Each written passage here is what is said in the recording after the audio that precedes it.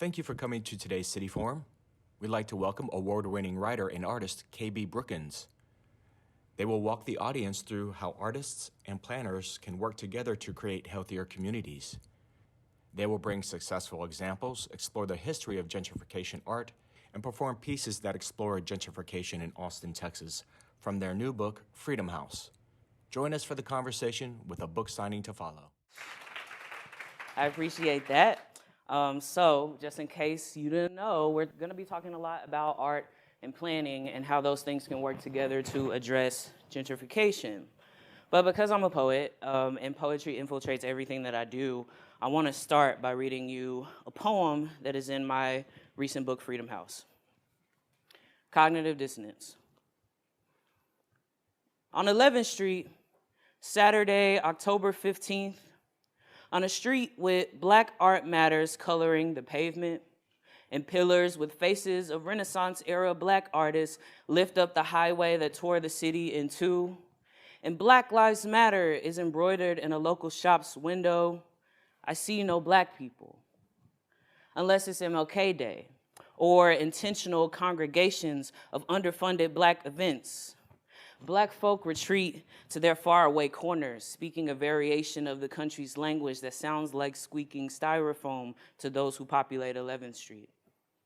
My car glides down a road where a venue, a member of the Chitlin Circuit, still stands only because of national designation. Everything around it fresh as a new gun. Down a road where a monument honors, through force, Black people in Texas. Down a road where homies learned how to play ball, tie their new Christmas shoes, live big despite the meager bounties put on their heads by this city a century prior, and it's nothing but white people. The internet says, in Austin, East 11th is the new SoCo. My homies say in Austin, our lease is up in February. What is a city if not a slowly rotating thing baking its Blackness at the speed of capital? Every street, and every city, eager for all the wrong reasons, reminds me of my skin. It isn't green enough. So, lay of the land, all right, according to me. We're gonna talk a bit about that poem that I just read called Cognitive Dissonance. It'll answer the question, right, what is gentrification? I think we may all have a working definition because y'all are, super smart planners that got into, some top 20 school in the US. But just in case you don't know, I'm gonna give the definition and also talk about Austin's 1928 plan. You'll know what that means when I get to it. Why art matters in gentrification conversations, right? I'll talk a bit about how planners and artists can work together to address this very widespread problem, both locally and nationally, right? And I'll also read some more poems and then get into a Q&A. I promise y'all it'll be fun, unless you hate poetry, but I'm gonna change your mind today if you do, all right? So we're gonna take this poem line by line, all right? Because it's really important to me as a poet to not be a poet where my pages just exist or my words just exist on a page, right? I want them to have deeper meaning, and they very much do to me, and I hope to you soon, right? So the first two lines of that poem on 11th Street, Saturday, October 15th, that just happened to be the day I wrote the poem, okay? So nothing deep happening there. On a street with Black arts matters coloring the pavement, right? So if you've lived in Austin for probably more than 2 weeks, you probably have come across this mural, right? Black artists matter, creative liberties, I changed that just a little bit. But it's literally painted on the 11th Street road, right? It is a mural that came to East Austin in June of 2020. That was at the height of, if you know anything about June 2020, right, lots of protests, both in Austin and nationally. And this was a partnership between Austin Justice Coalition, a local nonprofit organization, and Capitol View Arts. Location of this mural is really significant because it's in East Austin, right? Austin's kind of part that was historically a Black part of Austin. And you may ask, why is that not a Black part? I'm gonna get to that, I promise. This demonstration, among others, led to the city's Reimagining Public Safety initiative, which, among other things, in 2020 to 2021, cut the City of Austin's police department budget by a third. Most of that was just like moving things that were in the police department, like out of the police department, right? Like survivor services, for example, right? After this mural was made, there also was, for a time, a fund dedicated to Black artists, literally called blackartsmatters.org. You can still go to that website. And Governor Greg Abbott wasn't too, excited about this time in Austin. Again, we'll get to that in just a second, but just know that those lines refer to this mural that is pretty popular in Austin, all right? The next line of the poem, "In pillars with faces of Renaissance era Black artists." If you know anything about East 11th Street and East Austin in general, it is like infiltrated with art. It's one of the things I really love about that part of Austin, right? When I was saying that, I was specifically referencing the Rhapsody mural, which is at 1021 East 11th Street. And this mural was made by artist Ryan Runcie to be a tribute to East Austin's musical past, right? The work was part of a larger project called 11 East. It was funded by the Austin Revitalization Authority to memorialize Black institutions amongst East 11th Street. It is just part of Austin that is really infiltrated with history. One may not know that, right? But that is showed through things like these murals. Here's another mural also that exists on 11th Street. So there are like multiple of them if you just drive around. So my very next line is "Lift up the highway that tore the city in two." I was told right before this, like, oh, like people in the planning department have a working definition of the 1928 plan. Can you raise your hand if you like know what I'm talking about when I refer to that? Okay, most of you, but not all of you, all right? So I'm gonna just do like a Cliff Notes version of it, right? In November 1917, the U.S. Supreme Court ruled that zoning laws that segregated in reference to race was illegal, right? But like, there's a difference between a law existing and the law being enforced, right? Hopefully you know that, right? Texas is like one of the last states to desegregate, right? They had to kind of like be forced to do that. And it was the same as far as like segregation goes for cities, right? So the Austin City Plan of 1928 was adopted by the Austin City Council to address what they called the Negro problem. Essentially, it like relegated Black people by force, right, by like cutting off their supply to things like electricity in places like Clarksville and like kind of forcing them over to the east side of the city, and that was known to be, became known to be the Black side, right? For example, right, the plan codified the segregation of Peace Park as a whites-only park. Peace Park, that still exists today, right? And Rosewood Park in 1929 was designated as the blacks-only park at this time. It was a legalized segregation of Black folks to a certain set of city. And when I say lift up the highway that tore the city in two, it also enforced, East Avenue, now known as I-35, which essentially, like, it's like subcontext, but it divides the city, right? In kind of a like east and west between Black and white communities at this time, right? This one bad planning decision still very much impacts Austin today.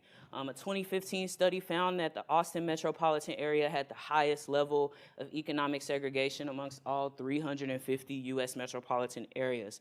There's nearly a 20-year difference in life expectancy between parts of East and West Austin. And that was 2019, right?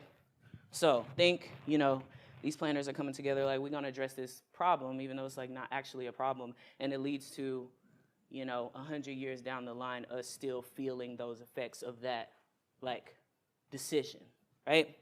The next two lines in the poem, "And Black Lives Matter" is embroidered in a local shop's window. That is, like, literally just the case. I kind of wrote this poem as I was driving through East 11th, and I saw, like, a Black Lives Matter poster in, I think it was, like, a jewelry shop's window, right? I see no Black people unless it is MLK Day. So this is a chart. And it kind of shows the difference in Black population growth, right? Black population growth is like the dark orange one. Why is Austin the one that goes into the negatives from 2000 to 2010, right? Compared to Portland, Oregon, Columbus, Ohio, Jacksonville, Florida, all of those, Austin decreases, not increases, right? It's due to a thing called gentrification. I think it's a really great definition that the School of Echoes gives. Gentrification is the displacement and replacement of the poor for profit. I really highly suggest like checking them out. But I just screen grabbed also, it's like a super long list of sources, and I could like tell you all those, but I think that would be deeply boring. So I'm gonna tell you at the very end, right? But the Eastern Crescent, right, which I just told you, right, is the black side, or was the black side, right, saw the highest rise in housing costs in that time, right? Homeowners in gentrifying neighborhoods like East Austin are hit particularly hard, right? So it's a legal kind of a way of being like, we want to flip this part of the city around. And when we flip that around, you kind of are not welcome here anymore because we're going to price you out, right? Kind of what gentrification looks like locally and nationally. I thought that I could continue with talking to you about it, but I thought it'd be cool to actually like hear from longtime residents of Austin to talk about the impact of gentrification. One of the biggest obstructions to me is I-35. I call it the Red Sea. It takes an act of God to cross it.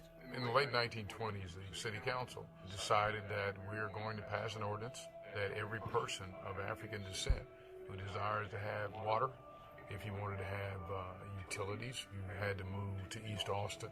If you bought a house in a quote-unquote white neighborhood, they wouldn't turn the electricity on. When we first got here, we learned that incinerators were in the East Austin area. The airport was in the East Austin area. The dirty industries were relegated to those same neighborhoods. But then we built up our own nice community. My sense of community in East Austin was strong because I went to church here, I went to school here. We managed to make our own environment, but now it too has proven to be desirable, and people are now moving in droves. The price for raw land has gotten expensive, for existing houses has gotten expensive.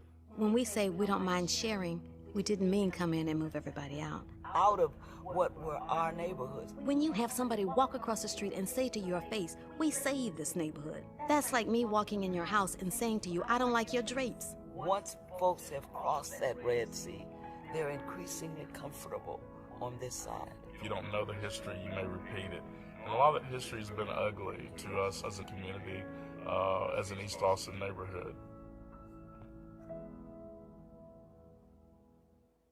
Right.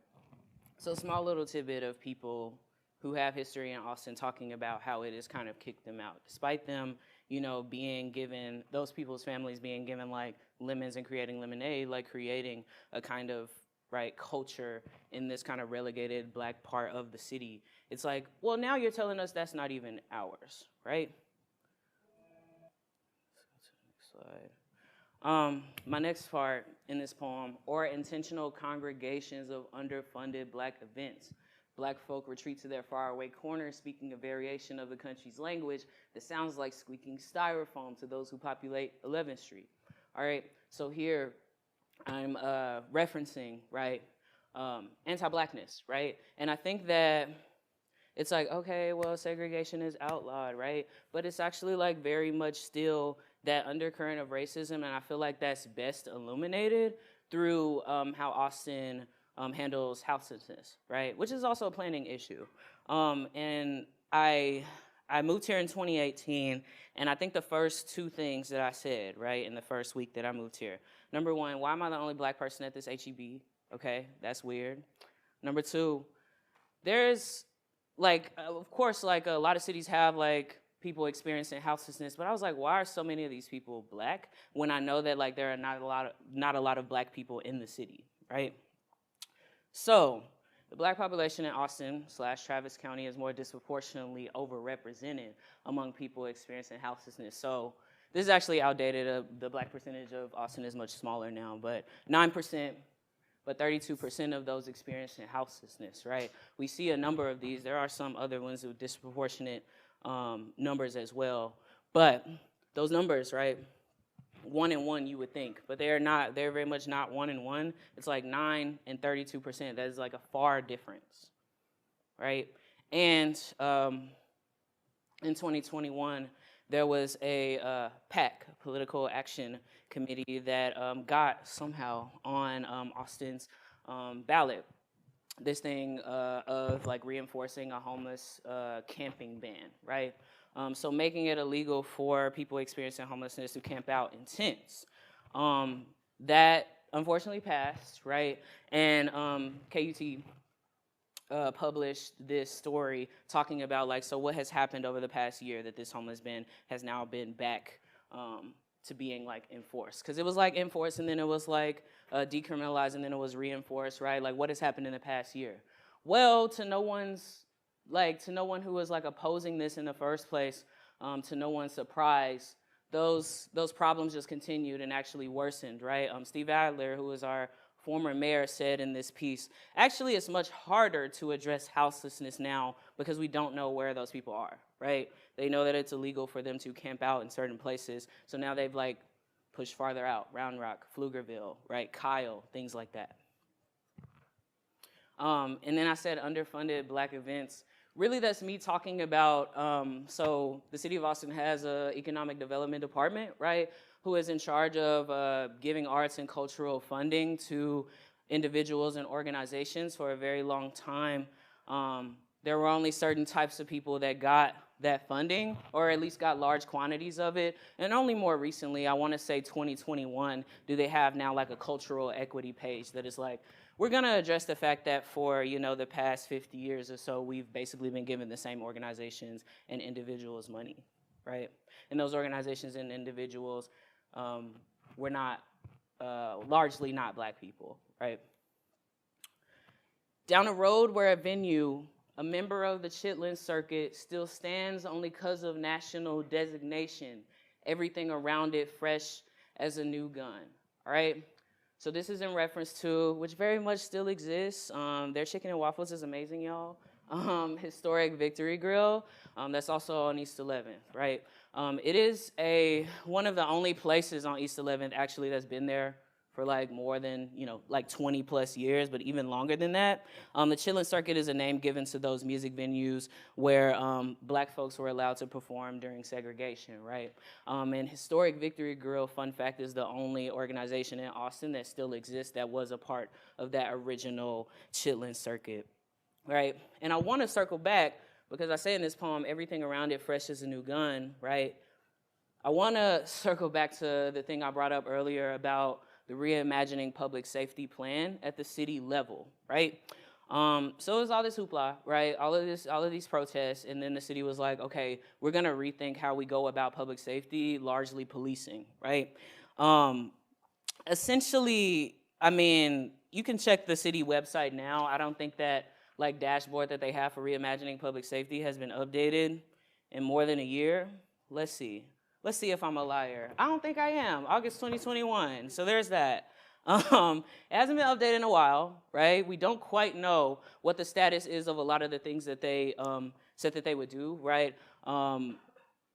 Get updates on sexual assault kits, right? It was a thing on there that was like, oh, we're going to change the training tapes for police officers to make them more inclusive, I guess. We're going to look and create these like offices that are devoid of police, as in like, you know, police don't need to be the first responders to mental health calls. Instead, we're gonna have a separate division for that. Instead, we're gonna have a separate division for like survivor resources. A lot of these things, right, it was all these promises that were made and not kept, which I think just is like a thorn in the sides of people, especially community members that were kind of pulled into like task forces and things for reimagining public safety, and gave these really useful and necessary recommendations, and then those recommendations not being like followed up on, right? And as we can see, right, big dip 2020 to 2021 where this like budget went down. Boom, we right back where we started, and we're actually like a little bit more than where we started the very next like budget cycle. And, you know, whatever, to Austin's credit, after, you know, Greg Abbott was like, they're defunding police. Oh my God, I'm gonna take away your sales taxes if you continue to do this. It was like, okay, they felt threatened, and then they felt like they had to not make progress on these reimagining public safety things. But it's like, so what do you stand for, right, as a city? And like, we cannot make promises to a community from a planning perspective, from a policy perspective, and then renege on those plans as soon as like things get hard, right? There is lots and lots of literature on the role of police in gentrification, and how gentrification is exacerbated by the policing of communities, right? There's this really great article here about the effects specifically in Louisville with gentrification and policing. Highly, highly suggest it. If you're a nerd like me and want to get my whole sources list, I'm happy to give it to you. You know, just ask. So next piece of the poem, down a road where a monument honors through force Black people in Texas. So that is a part, all of this is local, as you can see, of the Texas African American History Memorial. It's great that this exists. It was erected in 2016 as a dedication to Black people's contributions, African American specifically contributions in Texas. But it was a hard road to get there, right? More than 20 years of people asking for a monument for Black Americans in Texas. And there was no kind of movement on that until 2015, and then it was erected in 2016. Sylvester Turner, who is the current mayor of Houston, was talking about the kind of problems with securing funding for this monument. So it's like, we have to force you for years and years and years to actually like acknowledge, you know, the contributions of Black Americans, right, to Texas. Where homies learn how to play ball, tie their new Christmas shoes, live big despite the meager bounties put on their heads by the city a century prior, and it's nothing but white people. So this is me kind of reinforcing some of the syntax of earlier, right?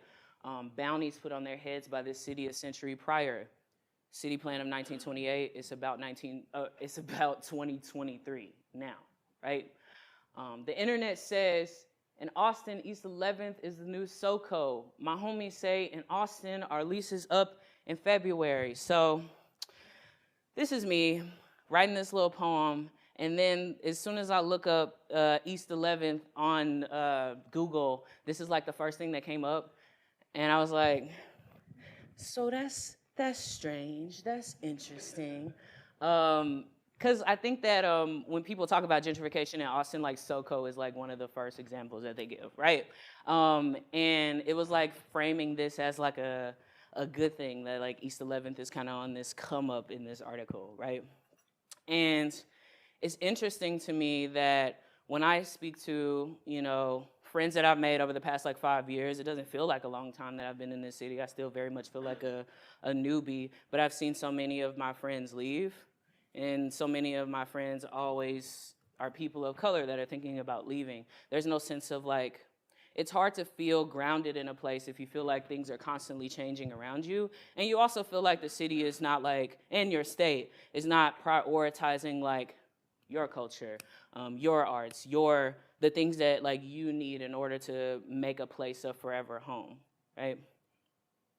I thought it'd be cool, I don't know, a good example, I think, of a place changing in Austin significantly, I would think is Rainey Street.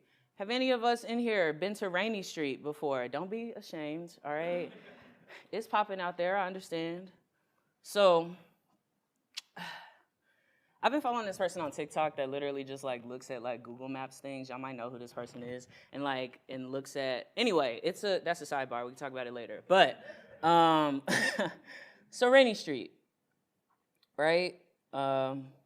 We see all of the things happening over here, mostly know it for its kind of like businesses, food trucks, things like that.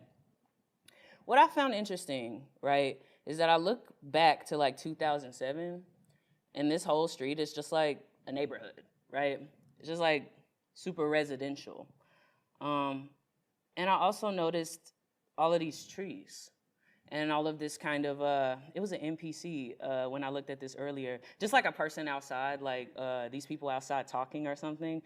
Google Maps is funny in that way. And you look at this in 2007, and then look at it in 2023, and it's kind of like a whole different place, right? What made me the saddest, I think, is like the lack of trees, right? And that's a planning decision, to cut down trees when you are kind of like changing a neighborhood. There's a lot of really cool literature, right, that people have created about the change of Rainey Street over time. There's also which I love that this is preserved at the state level in Texas Archive of the Moving Image, a documentary about Rainey Street. Mind you, this was made in 1981, and Rainey Street used to be a very Chicanx like location in Austin, right? And it's these families talking about how developers are like coming to them and giving them, you know, telling them basically like, hey, we'll give you some money so you can just move because we really want to develop this part of the neighborhood. Well, that development very much came to fruition, and not even that long ago, right? This is 2007. In 2009, it like automatically changes when it doesn't have enough information on Google Maps. And it's like a whole new place, right? And on a capitalism level, it might be like, well, okay, now all of these people are going to Rainey Street getting trashed, right? And like, it's like, you know, a frat boy's heaven. But it's like, okay, these people that lived here and these people that had like homes, I actually read this article where this man was talking about how his mom owned that home in the 1930s. He's one of the only people that still live there. And I think the quote is like, I'm getting ready to leave this place. Maybe I'll make some money out of it. Maybe I won't. But I am the last of the Chicanos, and I guess I'm scared, you know? And his voice is like breaking talking about this, you know, in 2019, because it's like the place around you is changing and you don't feel welcomed in whatever this new iteration of the place is, right? What is a city if not a slowly rotating thing, baking its blackness at the speed of capital? Every street in every city, eager for all the wrong reasons, reminds me of my skin. It isn't green enough. So I want to say congratulations because we just close read a poem, all right? I find that to be great. I thank you. OMG, when I'm like teaching and trying to like get people to close read poems, sometimes it's like the undergrads are like, so what is this, you know? So I'm glad that y'all like went across or went along with that journey with me. And it's gonna segue well into my next point, which is why art matters in conversations related to gentrification.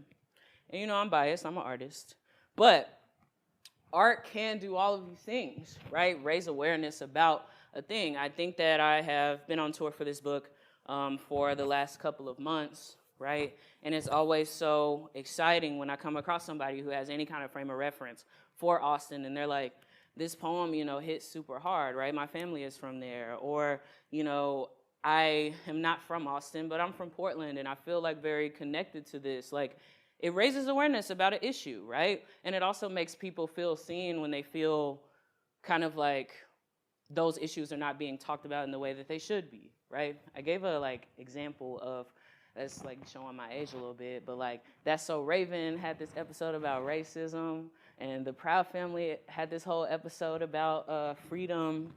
Art can build community, right? It builds community first around a love of art form, but it also has the opportunity to build community around a theme, right? Connections lead to conversations, lead to actions, right? I know that there are some political issues that I didn't know about, and then I went randomly to an open mic and learned about, you know, the Palestinian conflict, for example. That's like a real, you know, example that I have.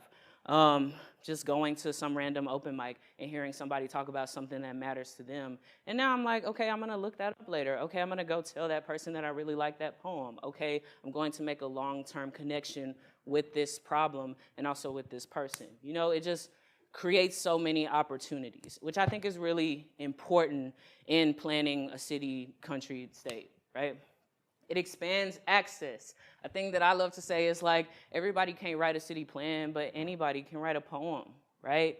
I do it all the time in classes, right? Anybody can make a infographic if they're, you know, they don't hate Canva like I do, right? Anybody can provide chants at the protest. Like, art makes a legal, political, like activist space into a kind of bring your own skill set place, right? Because it's like, okay, maybe I'm not inclined in that way. Maybe I can't make it to the next like city planning meeting, right? But I can like write a poem about this thing and talk to people about it, right?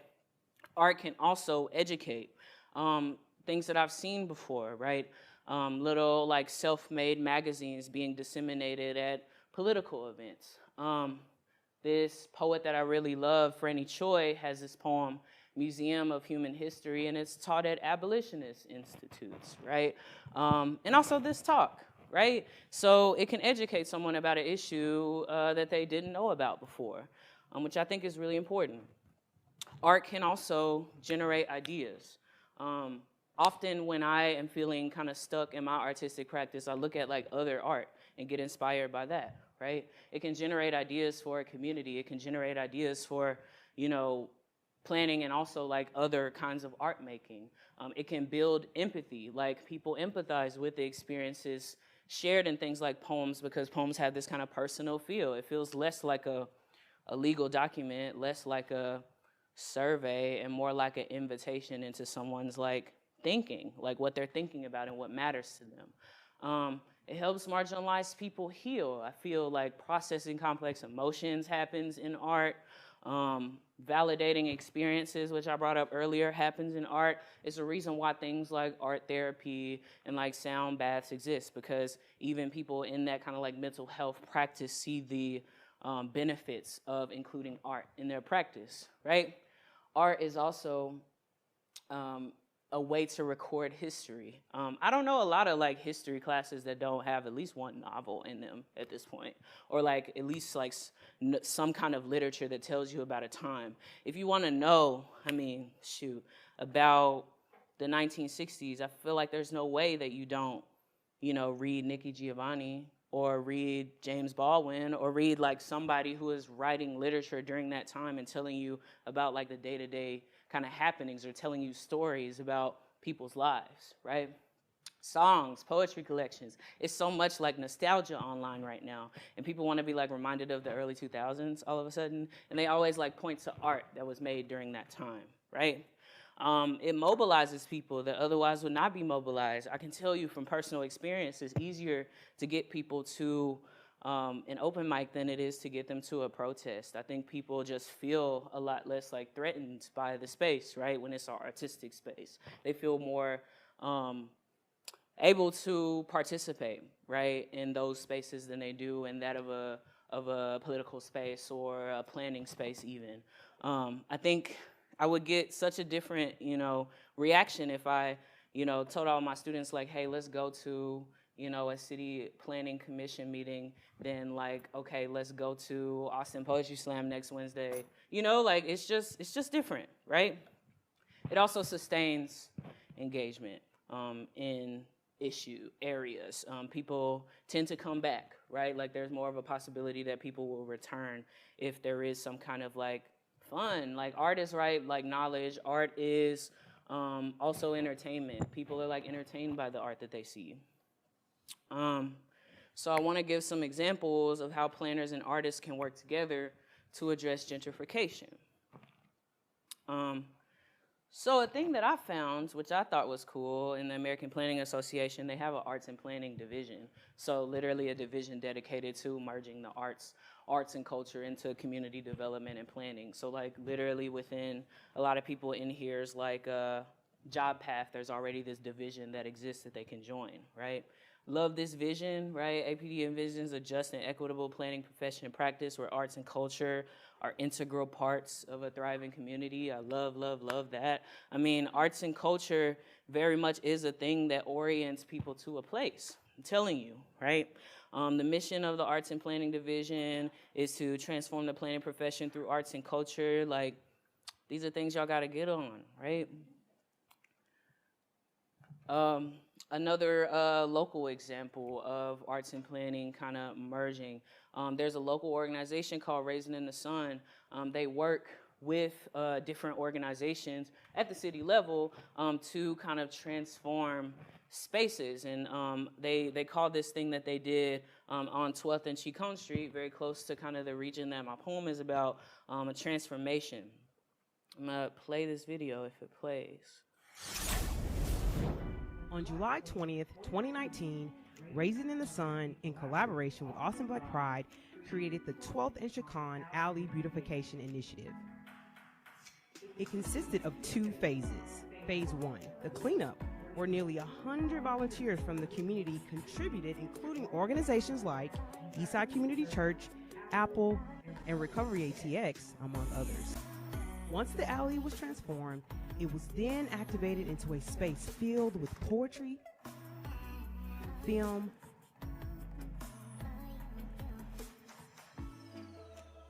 live paintings,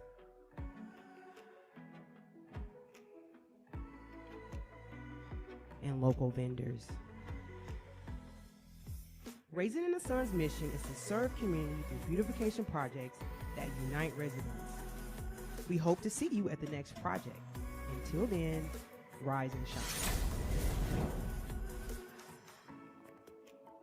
Love that. So they cleaned up the space, right? They transformed it into an artistic space. Now people are going to like associate that memory with that space. And a thing that I thought was really smart about this was like the tabling aspect. All right, cool. So people are coming out to this art event, and you also have a table that like tells them about the city planning process. And you also have a table that they can do art at. Like, I think it's awesome, like to bring that, all of those things together in the same space, because they very much do exist, right, in the same world.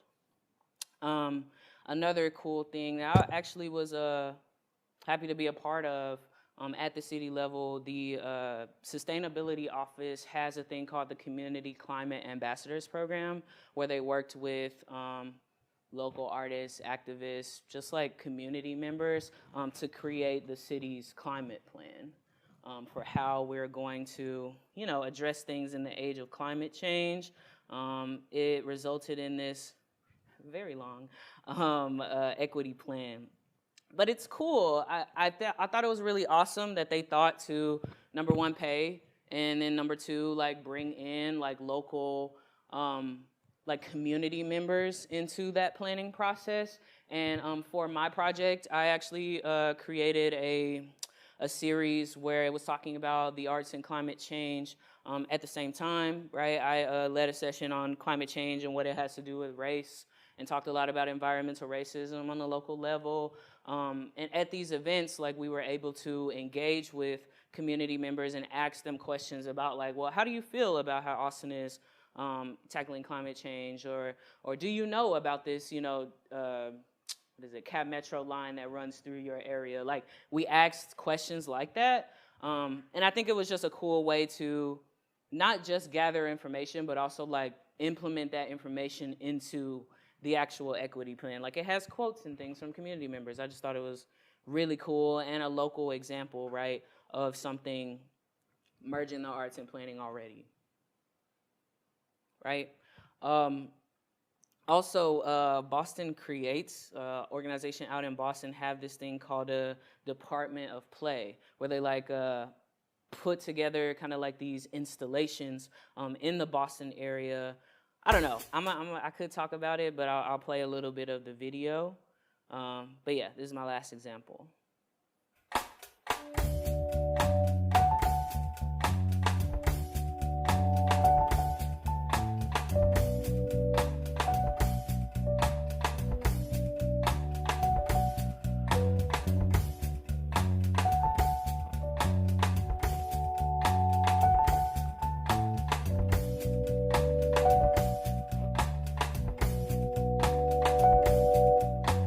We're an art collective called Department of Play, and we operate as a lost city department. So that's sort of a utopian department that is sort of searching for a city in which a Department of Play could actually exist. I'm Maria Vitart, and I'm the co-founder of Department of Play. And I'm Kate Balog, and I'm also the co-founder of Department of Play.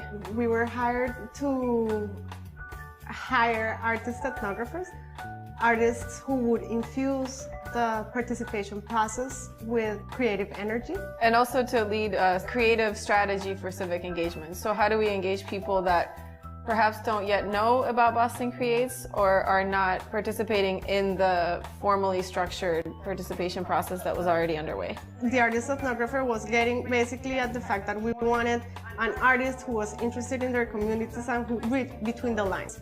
Not just asking for the same information that the survey was asking for or that the community conversations were gathering, but actually going a little bit deeper and saying, okay, but what does this really mean? We wanted to attract artists and ethnographers who are both curious about what is and about what could be. So people who could play with what they were hearing and tease out, as Maria was saying, the tensions of what's being said. But Okay, I'm gonna stop there. I don't know. I just think this project is really cool and a good example again of people bringing like artists into the planning process.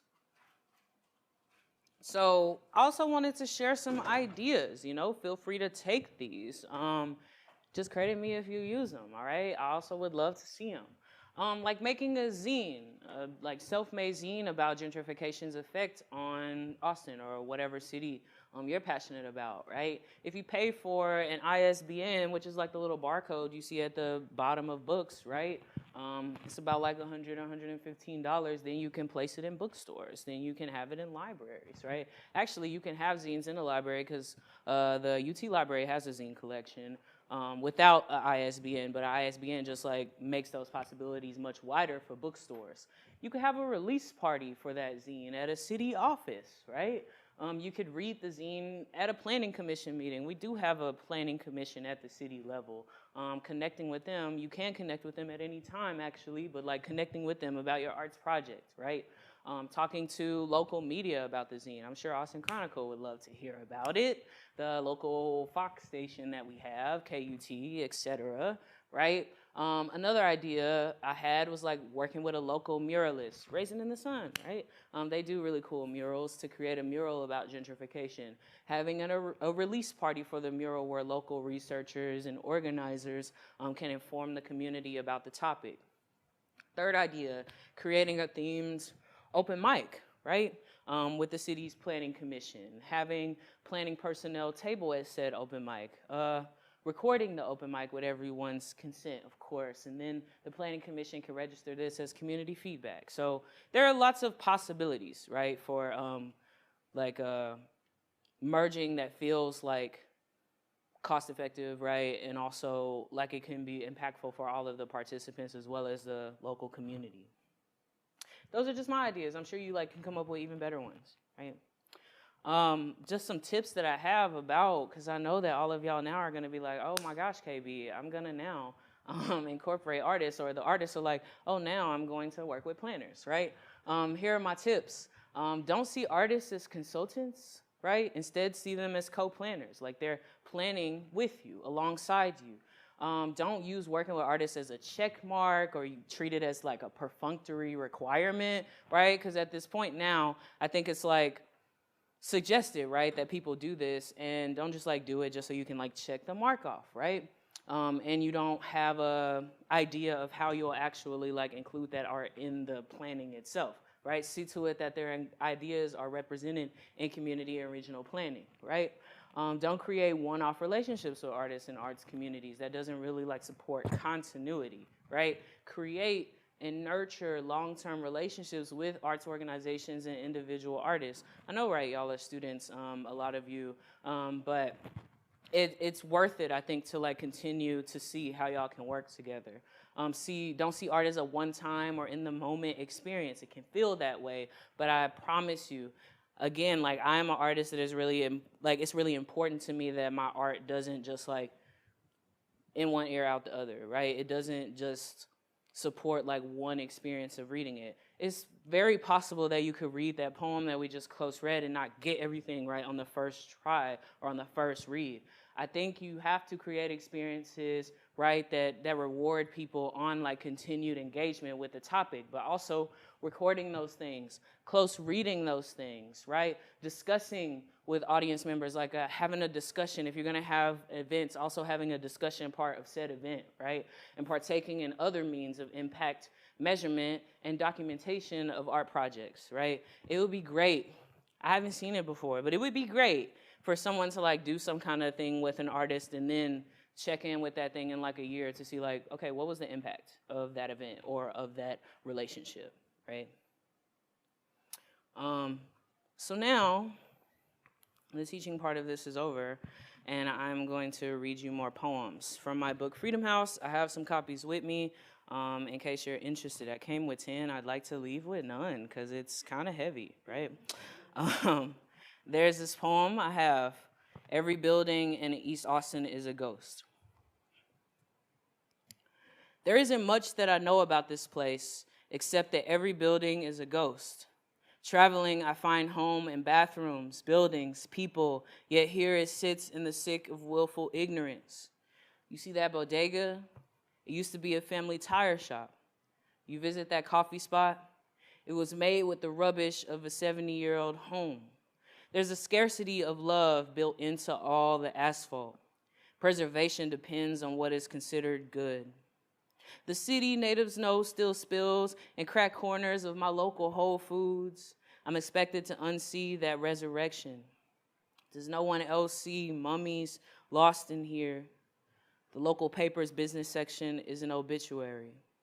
We'll be building on top of your memory now. I don't know much about place, except that history is epistolary and fresh paint is sometimes mixed with blood. Heaven be a Rosewood Park Juneteenth. Hell be a rent increase by property tax. Thank you. Cool. Don't be scared to make noise, all right? It helps me. I'll read a couple more poems and then we'll like transfer into a Q&A.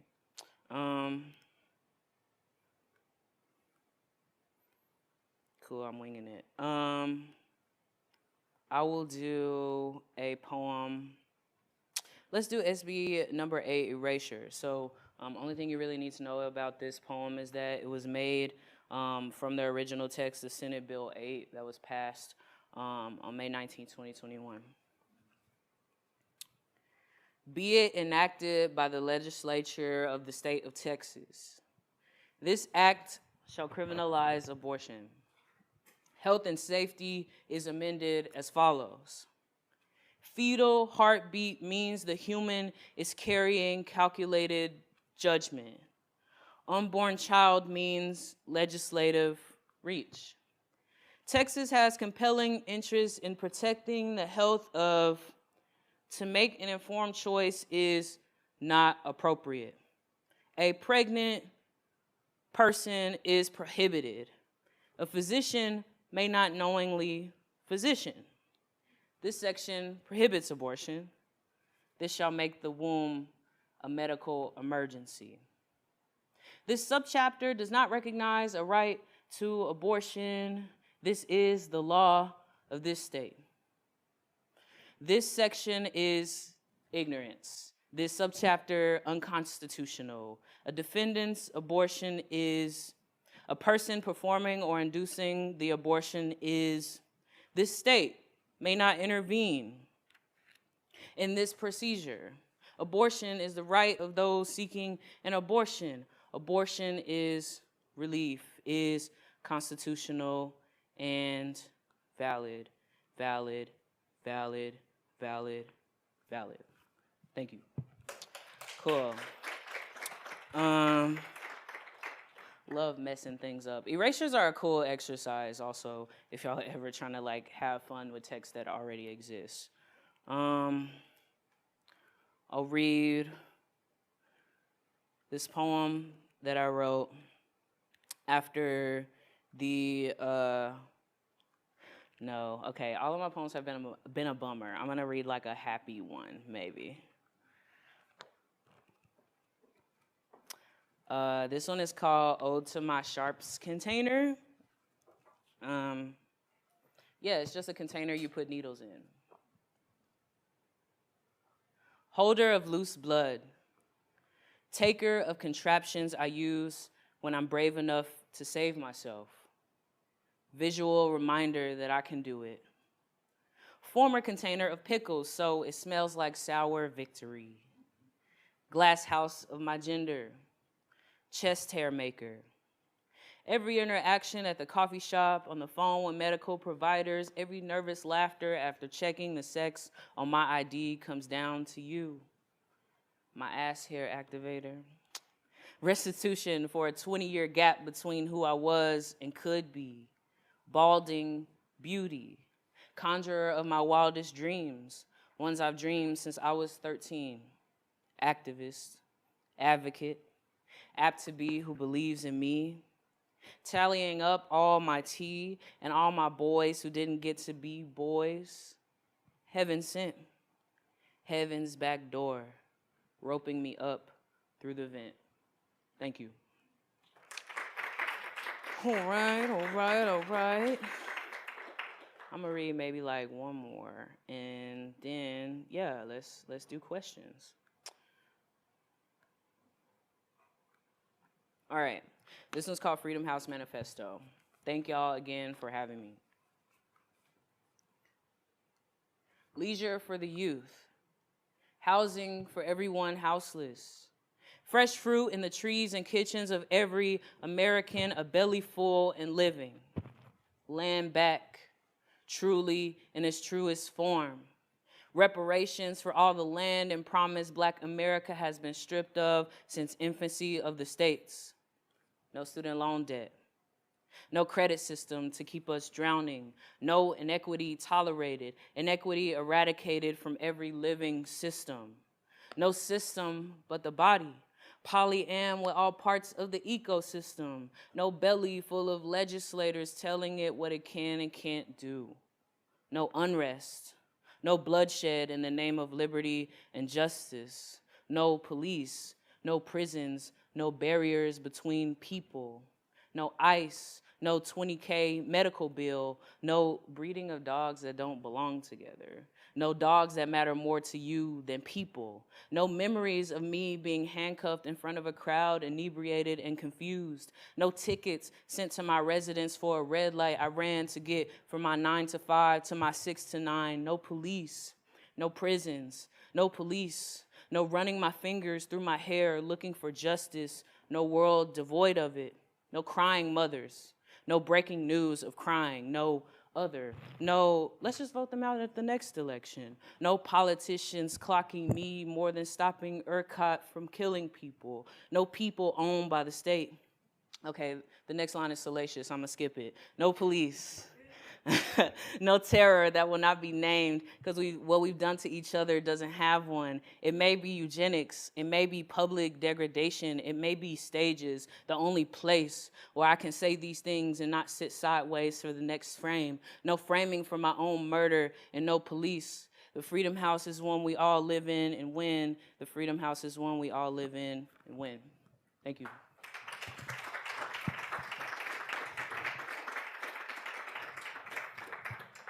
Okay, cool.